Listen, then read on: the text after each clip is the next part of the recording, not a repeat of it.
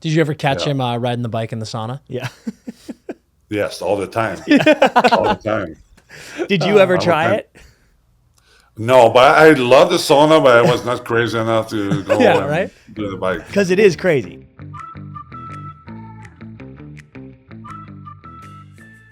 Ice is ready, and we are back with another episode of the Empty Netters podcast. I'm your boy DP, Dan Powers. I'm feeling fired up today. I'm with my boy CP here. How are we doing? I'm more fired up than you, I think. No way. Dude, I woke up on fire, Dan. I went to bed on fire. I woke up on fire. I remain on fire. Well, then you never slept, dude. You didn't get good sleep. Oh, I was in deep REM last night. Wait, you can't be in deep REM while on fire. I'm a REM boy, dude. I don't even light sleep or deep sleep. My entire sleep. You're just REM. You check your sleep score and it's just REM. Boom, dude. I fall asleep, start twitching. Those dreams are intense, dude. Yeah. Are you on fire in the dreams? Yeah. Jesus Christ, this is absolutely ridiculous. Listen, we've got a very, very exciting interview for all of you today. Here's what happened. Yeah. CP comes up with this great idea, a special idea, and he decides... Another stock. He decides to rip a nice little segment that we dropped on the YouTube, breaking down a forgotten player, a guy that maybe you forgot was in the league and absolutely ripping. And that's exactly what Eric Daze did. He played a short time, career got cut short due to injury, but he lit it up for the Chicago Blackhawks. Made all-star games, came second in Rookie of the Year voting. Go watch the video if you want more info. But what happened next will shock you. Yeah. Eric Daze's son, Derek Daze, hit us up in the DMs, said Eric saw the video, loved it, wanted to hop on the podcast. So what we got right now is Chicago Blackhawks All-Star Eric Daze joining the Netters pod. And I love the story of how he found the video, which I'll let him tell on the pod. So it's hilarious. I was just dying. It is hilarious. So we're not going to waste any more time. We're going to let you jump right into it. Enjoy this interview with Chicago Blackhawks Eric Daze, Montreal native. Absolute beauty. We are joined today by a Montreal native, the 90th overall pick of the Chicago Blackhawks in the 1993 draft, the CHL Sportsman of the Year in 95, the World Junior Gold Medalist in 95, a member of the NHL All-Rookie Team in 1996, an NHL All-Star and All-Star Game MVP in 2002, and the 14th highest goal scorer in Chicago Blackhawks history. Eric Daze, welcome to the Empty Netters podcast. Well, thanks for having me, guys. It's a pleasure to be here and prove that I'm still alive in the round. So. Yeah. I mean, for those who don't know, give the backstory. The backstory here is we did this awesome video on remembering Eric's career because he absolutely dominated for the Hawks. And then his son, Derek, hit us up and was like, hey, my dad saw the video. Let's get him on the pod. And now here we are. It's unbelievable. Yeah, it was, I've watched it first, and after that, I was driving with my son. I said, can you listen to it? And I thought, a couple of things were were funny, and he enjoyed it. And I was like, can you reach out to those guys? And I would love to talk to them and see them. I'm around and, enjoying hockey and loving the game. So. And Eric, tell them how you found the video in the first place. Yeah, true. Oh, well, that's funny. I Google myself once in a while. So, because I'm not on social media or nothing, so I had like 15 minutes after a run. I was waiting for my son who was training, and I'm like, let me Google my name. It's my birthday. My birthday was July 2nd. Yeah, so, right up. And like usually things will pop out during July or a couple of other days, and so I saw the video and I was like, okay, let me watch it. Now, sometimes you never know what to expect. Yeah. And, I thought you guys were funny, respectful. So I said, that was fun. I was kind of answering your question about who won the Calder because I did remember. Yeah. That's so good. Oh, it's amazing. I'm so glad that we did that in July and we were able to catch you in a time where you were Googling yourself because otherwise we might not be here. I know. It was perfect. And like we told you before we started recording, when we had put that up on our story, so many people had suggested doing the debrief on you. So we had such a blast with it anyway. So this was a huge win for everybody. Yeah, no, it was awesome. And thanks for bringing my name back in kind of the groove. Absolutely. Man, you have such an insane career. Like looking through your whole career, you have such an insane career of playing with so many legends. And even going back to the World Juniors that CP mentioned, you guys, that, you know, it was a different time back then. It was kind of just like that round robin with 8 teams. But you guys finished with a 7-0-0 record, a plus 27 goal differential. You had 8 tucks in 7 games. But you were playing in that tournament with like Ryan Smith, Darcy Tucker, Ed Jovanovski. What was it like playing on that team and kind of getting your first taste in those days of, you know, looks like you're probably going to make it to the show here. You're playing with the best talent in the world and you guys are crushing. What was that experience like? Do you remember any crazy stories from that time? That crazy story, not really, but you know, it was just amazing just to make that team because at that time it was I think the strike was there, and we had a bunch of guys coming back. We had True, yeah. Alexander Day came back, so we had 4 or 5 guys coming back from the pros after playing 1 year, and just to make the team, I was like a long shot to make it, even though I had a good year in junior. So just to make the team, I had an awesome camp. So they just couldn't cut me. You know, I didn't give them any chances. And after that, I played on the 4th line and played with Jeff O'Neill, and I played with Ryan Smith a little bit. And I scored like the first 4 or 5 games I scored, and we were really buzzing. We had a great team. And after that, slowly I started playing a lot more.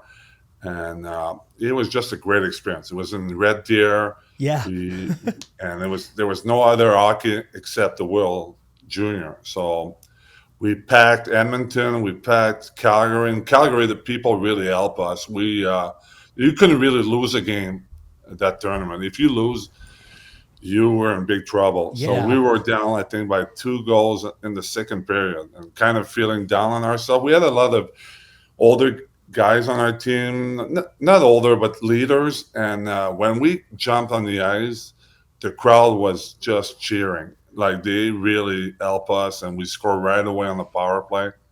Came back and won the game. So that was it. You know, once we won that game, it was just a great experience for me too, because you know that was the first time playing against guys in the pros. And even though I had good years in junior, I didn't really know if I could play pro. Yeah. And once I did that tournament, I knew I was kind of really close to making it. What was your first feeling like of dealing with that pressure? Like you said, playing up in Calgary, playing up in Canada for a tournament like this, can't you're lose. Expected to win too. Yeah. Was that sort of like the first taste for you of the pressure at that level? And at what point were you like, okay, I can do this? Yeah, that was probably at that time the most pressure we had, because I think Canada won the 2 years in a row at that time. So you don't want to be the team that's just not going to win. Yeah. And but we had, like I said, we had guys that Brad McCabe won the year before. I think there was 3 guys that won the year before. So they kind of calmed everyone down. And we knew we had obviously more skills and more talent than most of the team. But that Czech team was just like, they've played together for 2 years, and you could feel like they knew how to play with each other, and they were a tough team to play against. Yeah. And you learn a lot there. I've learned a lot, and the pressure side, after that, it helps you a lot for the rest of your career. Oh yeah, I can only imagine. Did you guys? What was the party like after you guys pulled off? We had a big party. Eric, before we get into some NHL action, I wanted to ask you a question about the draft process, because, like you said, you had some great years in juniors. Your first team All-Star in the Q, 2 years. But as we were reading a bunch of articles, in some variation, everything said during your draft process, it was like, Daze's value dropped because scouts didn't trust his ability to play physically or stuff like that. And being listed at 6'6", 235 in your playing days, I understand how visually imposing you must have been. But my question to you is, Was that super annoying? Because you're like, I want to play my way and I'm lighting up juniors. Leave me alone. I don't need to fight. Or did you start being like, oh my God, I'm not going to make it now because I don't fight? Yeah. Like, what was that thought process like? At that time, it was really the first year that I heard that, and I wasn't in the process of being frustrated. I played on a really good junior team in Hull, so I wasn't playing as much, and I got traded almost at the end of the year in Quebec City, Beauport, and I started playing, and everywhere I played, I was able to score goals, but my skating too was really a weakness, So I think the fact that I was big helped me getting drafted, but at the same time, because I was not overly physical at that time, and you grow and you're 6'4" and you're 180 at that time, 185. You're just learning to grow in your body, and my skating was really, really what pushed me. I that summer after I got drafted in the 4th round, I was just happy to be drafted, and really my main focus was to get better, and train really hard. And I trained that summer. Joe Canale was a kind of icon coach in Quebec. He got me in contact with Guy Boucher. Oh yeah, who was a speed skater from Canada who won a lot of gold medal. And we would train with him in the summer, not on the ice, just off ice stuff. And he was way ahead of his time, a lot of power stuff. And it was brutal. And I showed up. The year I got drafted, I scored 19 goals. So it was okay. I was 17. And the next year, I got faster, and just with my size, and I wasn't afraid to go to the net and just drive hard. And I had a really good quick release. I jumped from 19 to 59 goals. Yeah, wow. So at that time I'm like, okay, I'm getting better, and Chicago was just a great opportunity. I had no pressure too. That's the thing too. If you're a first round pick, you have a lot of pressure coming off. They expect you to score 20, 25. And maybe you're not. You're going to be a great 4th line guy, 3rd guy line, which is nothing wrong with that. But I had no really pressure. I was picked 4th with Chicago, and they drafted 4 guys before me, all forwards. Yeah, wow. God. And I just went out and did my business, and I could score goals. So that's like when you're able to do something others can do, and you're focused on getting better. It's just, it took me probably 3 years, and I was ready to go in the NHL, and the timing too in Chicago was great because we had such a good team, and it was just a piece of the puzzle there. Yeah, that jump in junior from 19 goals to 59, was that with the same team? The team that I got traded the first year in the 17. Yeah. And that's the team in Quebec that I really started. It's basically the same team. Do you remember, like, when you made that jump, do you remember any of your coaches or teammates being like, Jesus Christ, dude, like, what the fuck is going on here? Yeah, well, I think that I had a pretty good pace.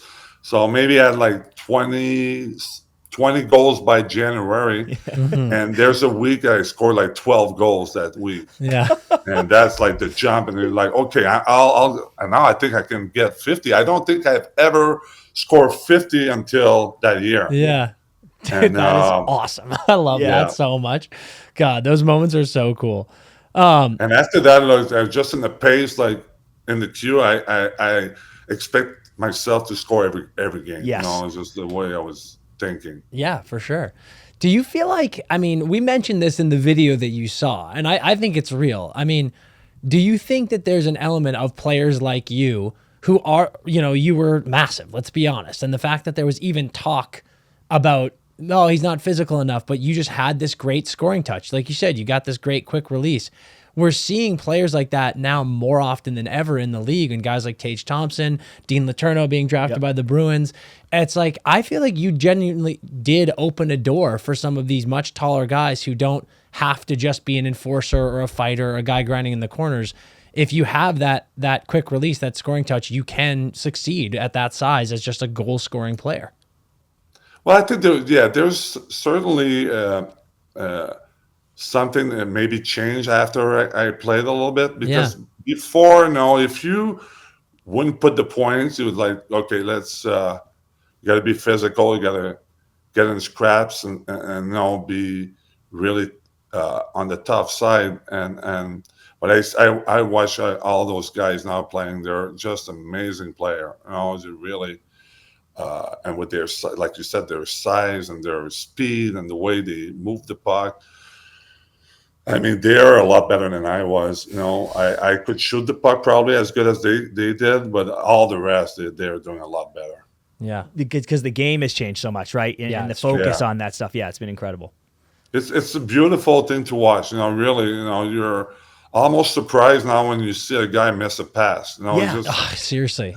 It's so true. And the speed they're playing is just, I really, all my life I enjoy hockey. I grew up in the 80s and watched the Montreal Nordique, epic games and watch, obviously playing in the 90s and 2000s. I always loved the game, but I really enjoy the speed and the way they're playing now is just amazing. It is. It's awesome. Speaking of the NHL, in 94-95, you have like an all-time year for yourself. You were, back-to-back All-Stars in the queue. Then you get called up. You have, your first 4 games of action. You score in your second game against the Red Wings. Then you have 2 years of insane playoffs. You have that epic 7-game series against the Leafs, and then you have that sweep of the Canucks, and then you lose in the Western Conference Finals to Detroit. What was that first experience like for you in the league? It's like, you make it. It's got to feel good to score pretty immediately. And then you're just playing. It was actually amazing. It really helped me because I showed up. They were, I think, on a 7 or 8 game losing streak, and they were trying to reach me after the junior. Mm-hmm. They were trying to reach me, and we had a good night. We went out, and I'm like, sorry, I'm in red deer, dude. Yeah. We had no cell phone, nothing, so they couldn't reach me. They just couldn't reach me. Dude, imagine that, bro. The Blackhawks are trying to call up their draft pick. They're like, we fucking need this kid. Get a hold of him. Yeah. So they finally reached out to me. It was like probably in the afternoon, and so I flew to Chicago, missed my flight. So I showed up that the first game, I'm not playing, they're winning. So they won the game. So in my mind, I'm like, okay, they've stopped the bleeding. They're making the playoff. I'm probably just going to be practicing. And the next day, the assistant coach came up to me and was like, welcome to the pro. You're playing tonight. So that was just... What a moment. What a feeling. Yeah. Holy hell.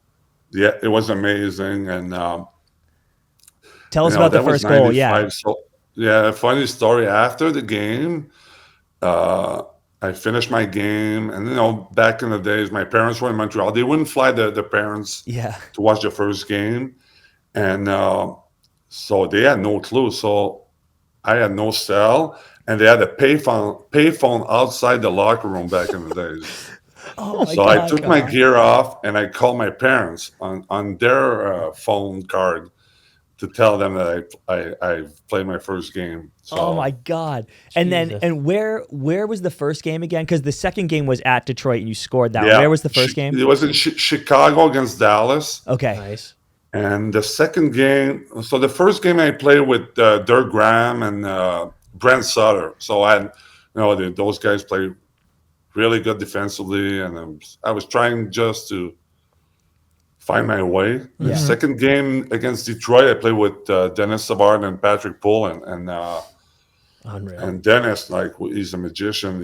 He was trying to feed me everywhere, and so that was pretty cool. Like 3 French guys on my first goal was me, assisted by Dennis Savard and Patrick Pullen. So Yeah, at the Joe Louis Arena. That must So have been we'll a always fun. forget That must have been a fun payphone call after that game too. Yeah. Yeah. Yeah, that was at the airport. Yeah. Nice.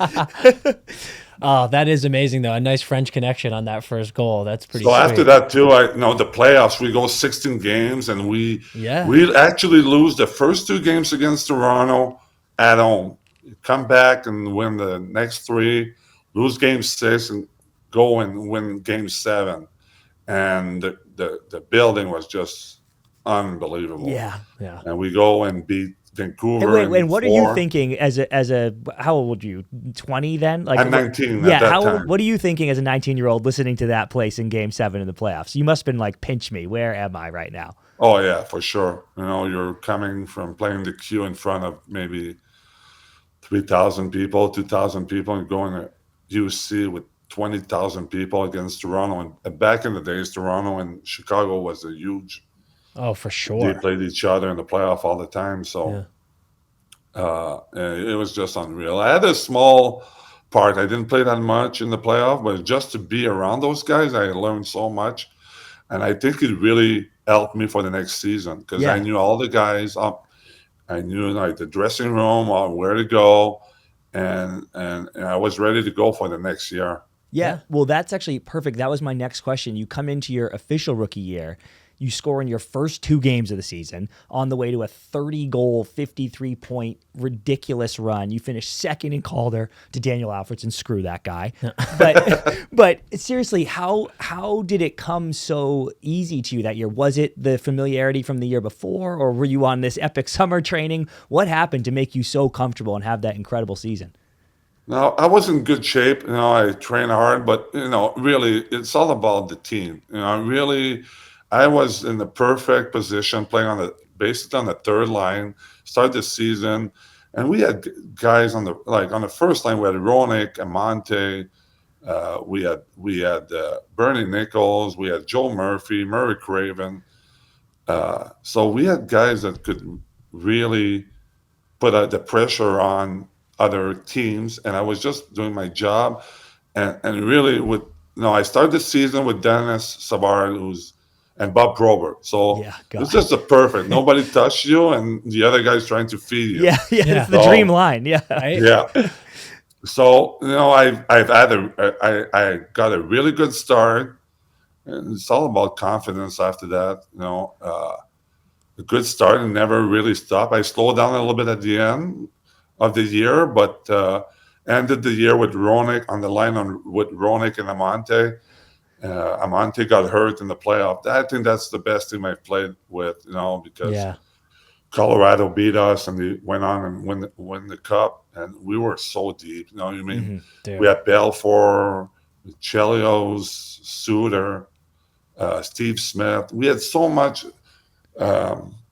leadership and guys that won before that it was actually a perfect fit for me and just the personality I was at that time. And Dennis Savard was really at that time like a second dad to me. He became awesome. like we're brothers now. Yeah. But at that time I followed him everywhere. Like he probably was really annoyed by me, but I followed him every single place.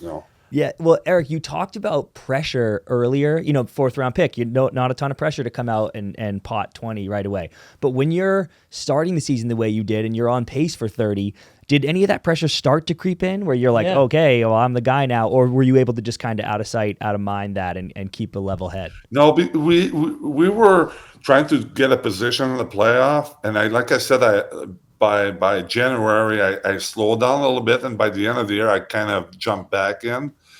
And the only really pressure is like I really wanted to score that 30. I didn't want to finish at 29. Yeah, can't do it. So I was glad it was in Vancouver when I scored 30. And Dirk Graham was actually assistant coach and pat me in the back, saying that, no, this is pretty impressive, good job. So, just all the guys around me were really, really helpful. That's awesome. Yeah, you keep, mentioning all these guys, and those first 2 years were such amazing playoff runs for you guys. Like we said, you lost to that unbelievable Red Wings team and then a super tough Colorado team the next year. But What was it like playing with those guys, like you mentioned, Roenick, Chelios, Suter, Amante, Belfour, all these guys? We've had Chelios and Roenick on the pod before, and they've just got some of the funniest stories. So you must have some pretty hilarious memories, especially in those early days with that murderer's row of icons on that team. Well, the memory, I still remember my first training camp. I just turned 18 in July, and I'm the first round pick was from Quebec too, Eric Lacombe. So we were together, and we were at the stadium, the old Chicago stadium. That building was amazing. I'd never played there, but we had 2 training camps. And it's like those guys were bigger than life. As a kid growing up, you just watch those guys. And Chelios played in Montreal. I was going to say, I followed them, and my dad worked in a second job work at the old Montreal Forum. So, that's awesome. And they show up both on their Harley Davidson with no helmet on. Which is literally not allowed in contracts these days. Like, that is so funny. And you're like, wow, like, what am I doing here? Like, I'm just a kid. Like, those guys are men. Like, just... So that always will stick up, seeing them on their bikes at the old stadium. Yeah. Roenick, Jeremy, I only played 1 year with him, but he was a lot of fun. We the first year was injured and came back in the playoff, I think against Vancouver, and helped us, but I don't think he was 100% physically able to play as well as he could. But my first full year, he was just awesome. He was very demanding, tough to play with, but that's what you expect. You want to produce. When those guys, they stay at that level because they're able to push themselves all the time. Yeah, so. No doubt. Was there a sense of them? Did they feel like mentors back then, or was it different then? Like they didn't have time for the rookies. I feel like it's a lot of a mentorship now. Was it different back in the day? The players would take care of each other all the time. Okay, cool. Yeah, they would like Chelios brought me for dinner. Obviously, Dennis did almost everything for me and helped me a lot. But every single guy, they've been around. There's obviously some people that are not happy that you're battling for spots. Sure. And the roster was a little bit bigger back in the days, so you have some guys pissed off at you, but it's just part of the learning curve in the business. Just you're trying to do your job and you're playing a game you love. So those guys really help. Like we had like an amazing core of players that really, and Chelios and Savard and Brent Sutter and Steve Smith, and those guys knew how to win, and Chelios put the team first in every single thing he did. Yeah, he's the best. Did you ever catch him riding the bike in the sauna? Yeah. Yes, all the time. All the time. Did you ever try it? No, but I love the sauna, but I was not crazy enough to go and do the bike. Because it is crazy. Yeah, we always die, Eric. He tells us a story of like he got the idea from a guy who literally died doing that. And he's like, well, I just don't wear the sweatsuit. We're fine. And it's just absolutely insane. No, he's absolutely a machine. Yes, he still is, by the way. You look at him now, he could play probably. Oh, yeah, 100%. The guy's in better shape than any of us. It's unbelievable. So funny. Such a weapon. Well, despite scoring 30 your rookie year, 22 minimum every year of your career, it wasn't until 2002, like we mentioned, where you go off 38 goals, 32 assists, 70 points, and you make an NHL All-Star game. It was here, right? We're in LA. It was Staples Center in LA. Yeah. You were playing for Team North America against Team World. I think you guys lost 8-5, but you had 2 goals and an assist. You get named MVP. You're reunited with Chelly. You're reunited with Roenick. You're reunited with Joe Manowski. Mario Lemieux's on your team. I mean, come on, dude. What was that? That must have been an all-time moment. Tell us about that whole experience. Oh, that All-Star game was just amazing. First of all, to be in LA was just great. Great to be there. Yeah. Little one step up from Red Deer, Exactly. But like I said, like 2 of my favorite player of all time, Patrick Waugh and Mario Lemieux, were on the team. And Patrick was probably my favorite player of all time, even though he was a goalie. Yeah. Growing up in Montreal, he's just bigger than life. So I asked Mario for. I wasn't the type to get stuff, but I asked Mario for a stick, and I'm still mad because I didn't ask Patrick Oh my Oh, gosh. shit. for a Yeah. stick. We got to get And I you. think He he must have one. retired to We'll a get year you later, one. Yeah, so- he's got one still. Yeah, That's yeah. awesome. But did you get Mario's? I did get Mario's. That is sick, man. That's the, awesome. the other cool one, I was roommate with Dennis Savard for my first 3 years of my career.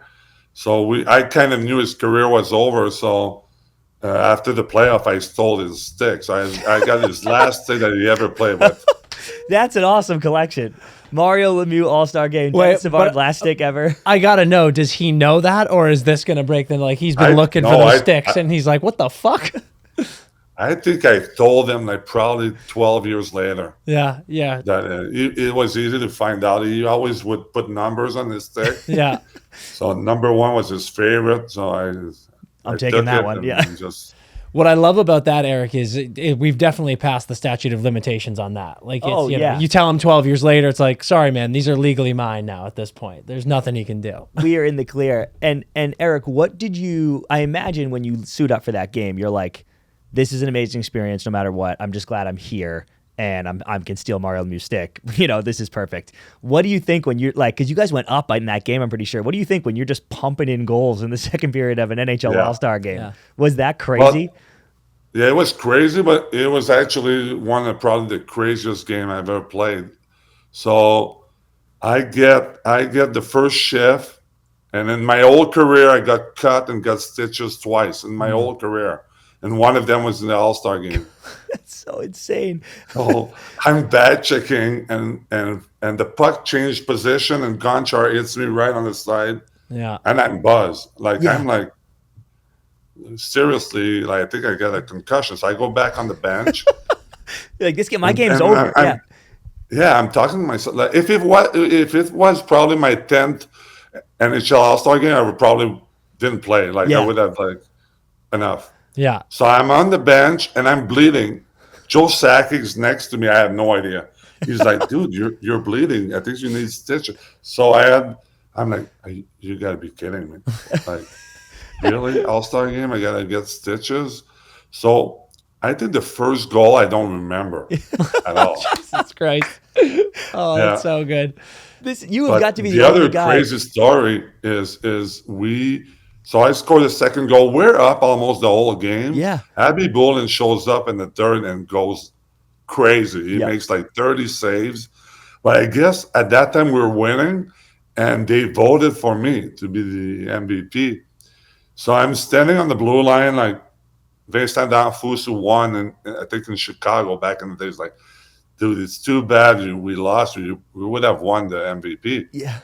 And sure enough, they tell my name. I'm like, I think I won. So I showed up and like, Eric's just But, concussed. Yeah. I'll take it. I'll take it. Abby Bolden won a cup, so I'll Yeah, take it. right. We'll take Yeah, this. that's a good trade. That's a good trade. Did you have any family there or friends there with you that night? That must have been a cool moment if you brought some people. Well, my wife was there, and I grew up playing with Alexander Degg, who was living in LA at that time. Yeah. The Daigle. And he was not playing at that time, so he was there watching, and he had a nice little party for me after. And I think I gave him the desire to come back because he played after he came back and played with Minnesota. Yeah. So That's true. We're taking credit for that. Absolutely. That's fantastic. Babes, I'm talking to you real quick about Cash App. You know all those other apps there in the game that are helping you transfer money back and forth. Maybe you need to settle up a tab with some friends. Maybe you went in on something together. You need to split it all up. Cash App is the best in the game. All of these other ones have those terrible search engines. You can never find your friends quickly on them. Cash App takes care of all of that. It's the fastest, the smoothest, and the easiest app in the game when it comes to transferring money back and forth. But also, Cash App is taking care of you with Cash App savings. When you've got money in your account, Cash App is helping you build more wealth by growing that money in your account with Cash App savings. So whether you're transferring it back and forth or not, you are building yourself more money with Cash App savings. So it's the best app for everything that you possibly need. So get off all those other ones and get on Cash App right now because it's taking care of you while you take care of all of your finances. taking a time out from the pod to remind you guys that if you aren't using our deal with BetMGM, you are insane and you hate money. So all you need to do is download the BetMGM app, use promo code NETTERS, that is NETTERS, and listen to this bonkers deal. You can place a bet on anything. On the Olympics, on baseball. I guess that's the only thing happening. Football's coming back soon. Preseason hockey will be here before you know it. If you bet $5 up to $1,500, if you win, you're a genius. Congratulations. Keep the money and run. If you lose, BetMGM will replace that money in your account, and you can bet again and try to win that time. So take advantage of this opportunity right now. Gambling problem? Call 1-800-GAMBLER. Call 877-8-HOPE-NY or text HOPE-NY from New York. Call 1-800-327-5050 for Massachusetts. 21 plus only. Please gamble responsibly. Call 1-800-NEXT-STEP for Arizona. 1-800-BETS-OFF for Iowa. 1-800-981-0023 for Puerto Rico. Or visit www.1800gambler.net for West Virginia. First bet offer for new customers only, subject to eligibility requirements. Bonus bets are non-withdrawable. In partnership with Kansas Crossing Casino and Hotel. See BetMGM.com for terms. U.S. promotional offers not available in New York, Nevada, North Carolina, Ontario, or Puerto Rico. Pausing the pod real quick to talk to you guys about our new partnership with CBD MD. Listen, I know you've got stress in your life. You've got anxiety in your life. All of us do. Okay, so what you need to do is go to cbdmd.com right now and check out the stuff they've got to offer, because it's actually incredible. It helps with sleep, it helps with focus, it helps with recovery. It's got the works. And I'm talking U.S. grown hemp, rigorously third-party tested. You're getting really, really high-quality stuff, the best stuff in the business, okay? And because we love you and because they love you, for all your CBD and your THC products, if you use promo code NETTERS, that's NETTERS, you get 30% off and free shipping. Let me just say that for you one more time. 30% off and free shipping if you use promo code NETTERS at cbdmd.com. They're going to fix all the ailments that are bothering you in your everyday life. I'm dealing with them. You're dealing with them. Go get the fix right now. Well, Eric, I don't want to go from such a high note to a low note, but I do want to ask you about the back injury stuff, because obviously we're naming all these things, these unbelievable accolades that you have in your career, which was unfortunately such a short career. But, you know, the very next year, you know, you only got 54 games, and then after that, 19, and then after that, just 1. So, you know, you've had 3 surgeries, I think it was, over 2 years or something like that in your career because of herniated discs and bulging discs and all that. What was it like for you as a player, coming off the high of that All-Star game, having this career year, to then just dealing with these chronic issues that are now still absolutely plaguing players to this day? And just mentally, too. Yeah, like thinking about kind of peaking and then having these injuries pop up. No, it was tough for sure. No, I had 3 surgeries in 5 years. I actually had my first surgery in 2001 at the end of the year. So I had the whole summer to get better, and actually when I came back, I felt better than I had in a long time. So I actually had the 2 best seasons of my career are after my first surgery. Oh, wow. And but after that big season, I've showed up at camp with some problem with the back, and because I had success with the first surgery, I was not scared. I'm like, let's do it, let's fix it. And came back and, you know, I put some good numbers, even though I only played 54, 55 games. And at that time, and like I thought, like, I finally figured out how to be more consistent and you know, don't go on too long of a stretch without a goal. And I was, you know, getting in the prime of my career. So that was really frustrating after the second surgery and the third one, not to be able to come back. You know, it's just you're doing rehab, you're doing everything. We had the lockout one year. I thought that would help me. I got probably out of shape too much that year. I tried to get back in shape and couldn't train the way I could. And I showed up at the last year I played, showed up at camp, not fat, but not in the greatest shape. So, and I knew I was in trouble that summer. You know, I just, my skating was not the same.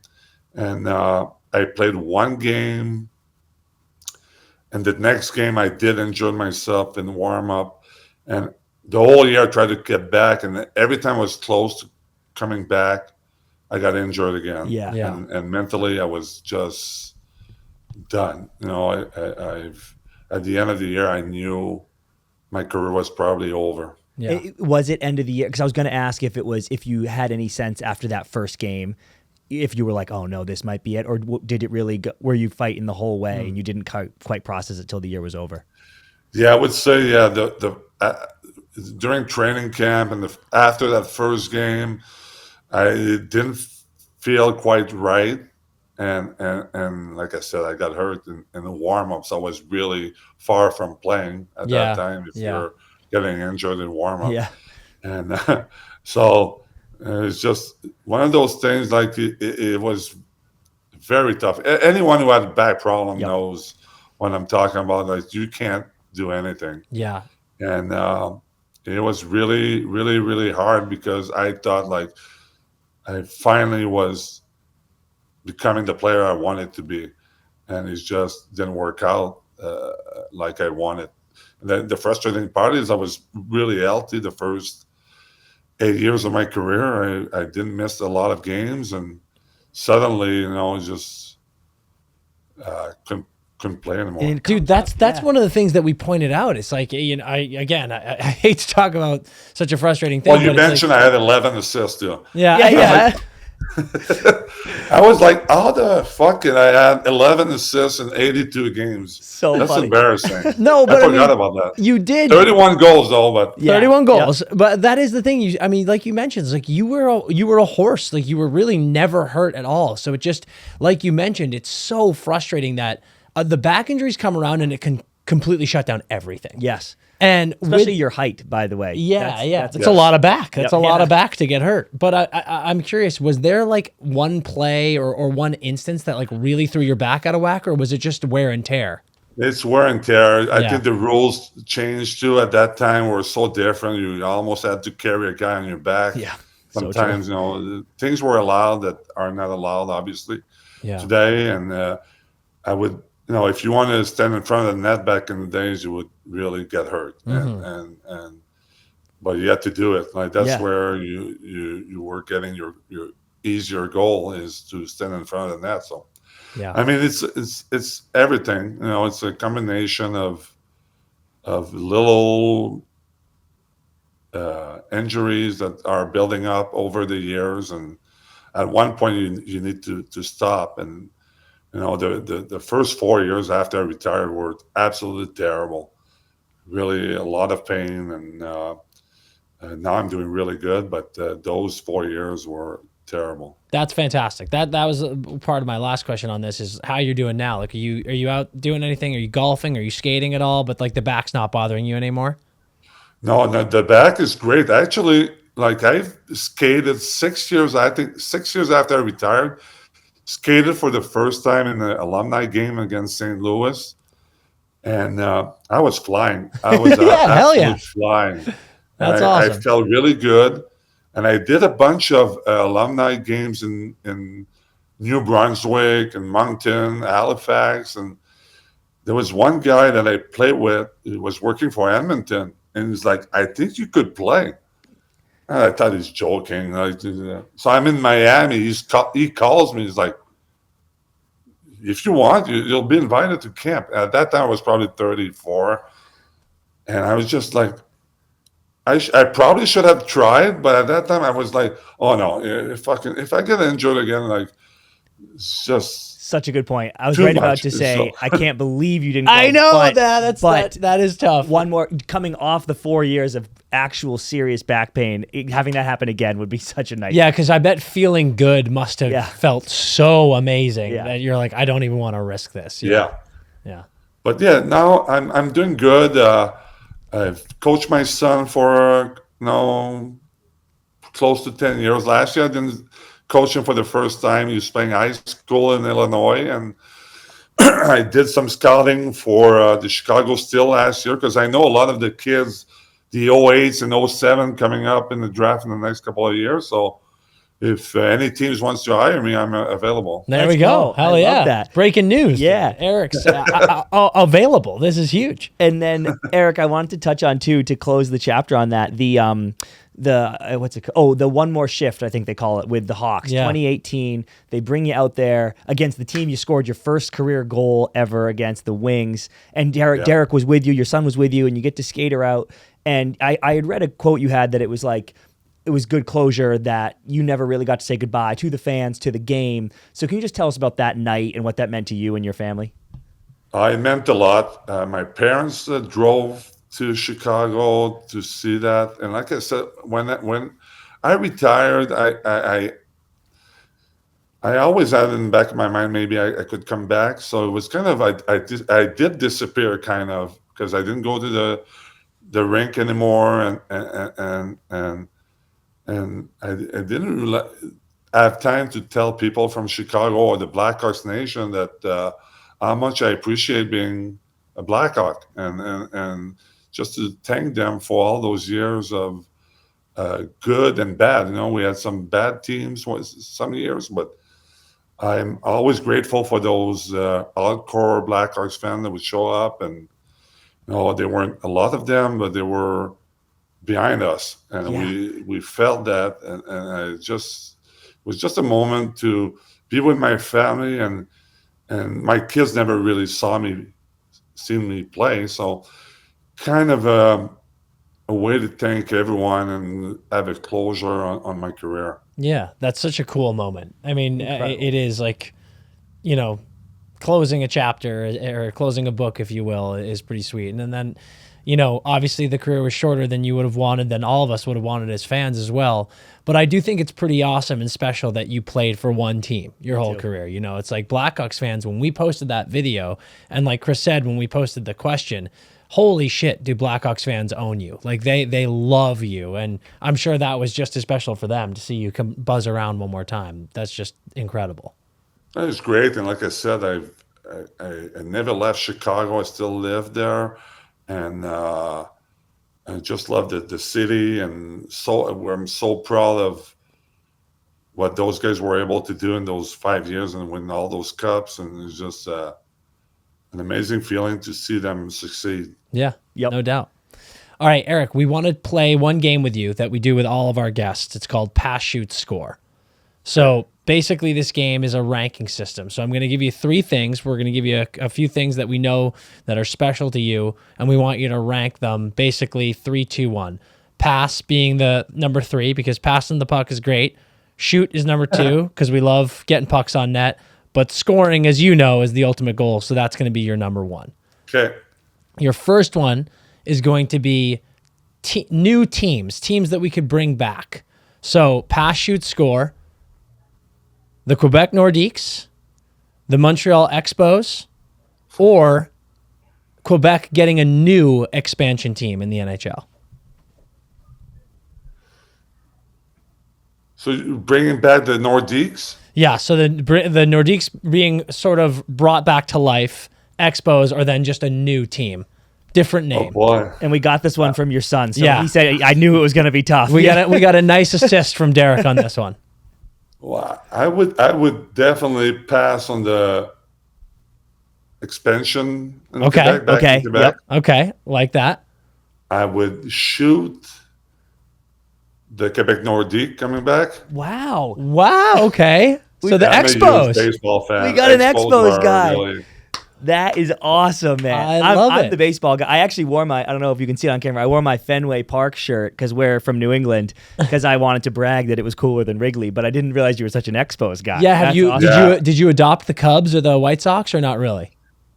I love baseball, so I know I'm from Chicago. You're not supposed to say that, but I do enjoy both teams.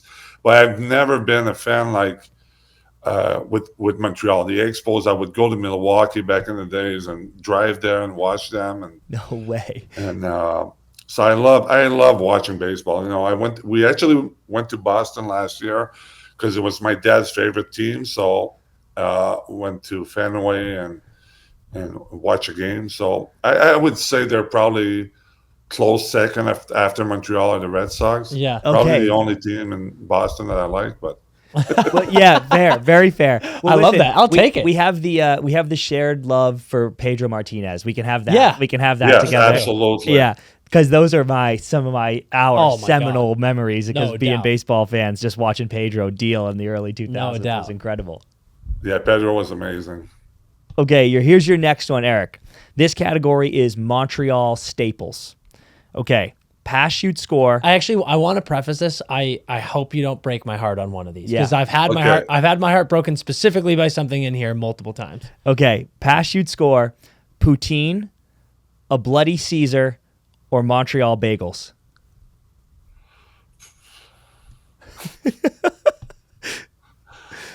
I passed on the Bloody Caesar. Okay.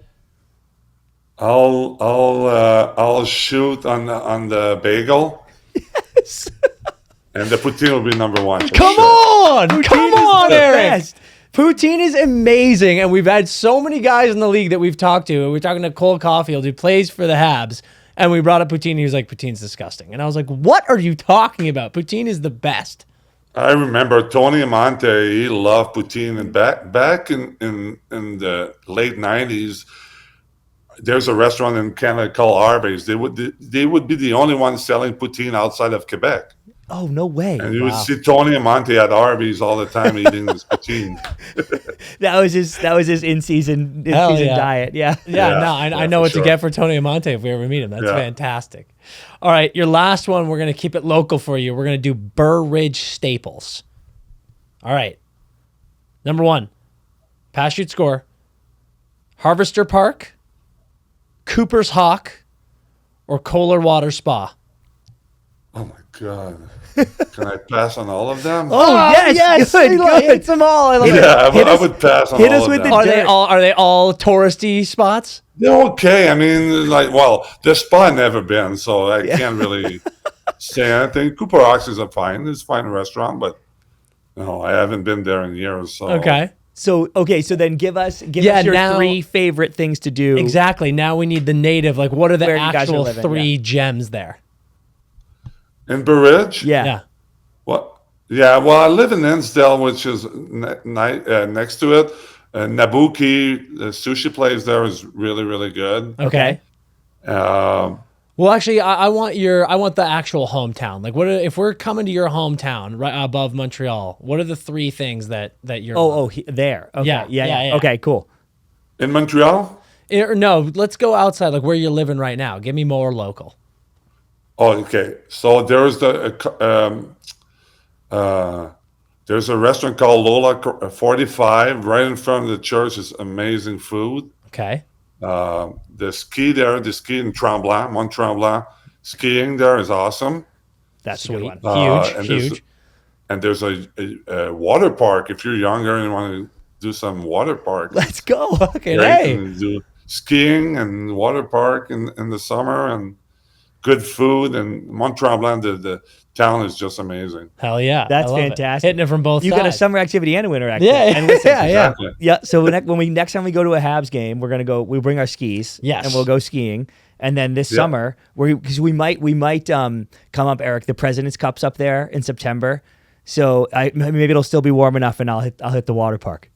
September is actually one of the best months to be here. You know, honestly, it's been really great the last 6-7 years. So September, you guys will enjoy it for sure. I think the last time we were there was our buddy's wedding, and CP got so drunk that he fell asleep in the bathroom. So That's hopefully, true. Hopefully we can. So it was a have- great wedding. Yeah.